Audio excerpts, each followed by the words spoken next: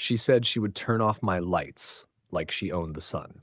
Karen didn't knock. She pounded, clipboard in one hand, phone in the other, pearl earrings shaking with rage. You have 24 hours, she snapped. I will have your utilities disconnected. I run this neighborhood. My neighbors were already peeking through blinds. Suburban theater at 6:42 p.m. I leaned against my doorframe, calm. Karen, I said softly, AOAs don't control power companies. She smiled. Not normal smile. Predator smile. Oh, sweetheart, she whispered, loud enough for the crowd. You'd be surprised what I can do. Gasps. Drama. And that's when she said the mistake that changed everything. I've done it before. Silence. You could temperature drop. If you love powerful stories, you don't want to miss this. But before we continue, tell us where you are watching from. It makes us happy to see how far our stories travel. Please like, comment, and subscribe. Now, here's what Karen didn't know. I don't argue. I document every threat, every email, every accidental fine. And tonight, her voice was crystal clear on my doorbell camera. But that wasn't even the twist. The twist was who was inside my house when she made that threat. Because while Karen thought she was cutting my lights, she had just turned on a spotlight. And by morning, the entire neighborhood would know exactly who she really was. Karen left my porch thinking she had just delivered a death sentence. What she actually delivered was evidence, because inside my living room, sipping unsweetened iced tea like he had front row tickets to a circus, was my college friend Daniel. Daniel doesn't work for the power company. He works for the city, specifically municipal compliance and fraud investigation. And when Karen said, I've done it before, his eyebrow lifted so slowly it deserved its own soundtrack. You said she's done this to other homeowners? He asked. Oh, yeah, I replied. Single mom on Maple Street, retired couple on Birch. Both mysteriously had service interruptions after disagreements. Daniel didn't smile. He opened his laptop. Here's the thing about people who love power. They usually leave fingerprints everywhere. By 9:30 p.m., Daniel had already found something interesting.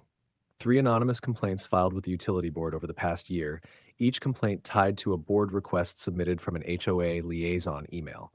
Guess who managed that email? Karen. But wait, it gets worse. At 10:12 p.m., my phone buzzed. Neighborhood group chat exploding. Someone had posted a screenshot of Karen bragging in a private HOA board message. If they won't follow the rules, we make them uncomfortable. She meant fines. But it didn't read that way. And then the retired couple from Birch Street replied publicly, she threatened our water last summer. Oh, now it wasn't my fight. It was a pattern. And Karen, she was still pacing her kitchen thinking she had scared me. What she didn't realize was that by threatening to cut my utilities, she had just connected herself to something much bigger than a power bill. By sunrise, Karen wasn't the predator anymore. She was trending, not online, on our street. At 8:03 a.m., 2 city vehicles pulled into the neighborhood. Not dramatic, not sirens, just quiet authority, the kind that makes curtains move. Karen stepped outside in a silk robe, coffee in hand, the same woman who tried to play Queen of the Grid 12 hours earlier. Then she saw Daniel. Then she saw the second car, and then she saw the logo on the door, Municipal Compliance and Utilities Oversight. Her coffee cup actually tilted. I walked out casually, holding printed screenshots. Morning, Karen, I said pleasantly. Thought we'd clarify who controls utilities. Neighbors gathered. Phones out, not subtle. An officer asked her a simple question. Ma'am, have you ever represented yourself as having authority over municipal services? She laughed. Wrong move. Because Daniel played the doorbell footage. Crystal clear. I've done it before. You could physically see the blood drain from her face. But here's the twist she never expected. The single mom from Maple stepped forward. Then the retired couple from Birch. Then another homeowner. One by one. Pattern established. And when they asked to review HOA financial authorizations for liaison fees, Karen stuttered. There were no liaison fees, just administrative adjustments, which legally translates to explain yourself. The woman who threatened my lights was now squinting in broad daylight while auditors photographed her clipboard, and I didn't raise my voice once. I just smiled, because nothing humiliates a bully more than calm exposure. Please like, comment, and subscribe. Karen tried one last move, tears. Not loud, not dramatic, strategic. I was only enforcing standards, she said, voice trembling just enough for sympathy. But bullies always forget one thing. Receipts don't cry, By noon, the auditors had uncovered it, a quiet little expedited compliance processing charge buried in HOA records. Homeowners who challenged fines somehow paid more. Funny how that worked. Money trail.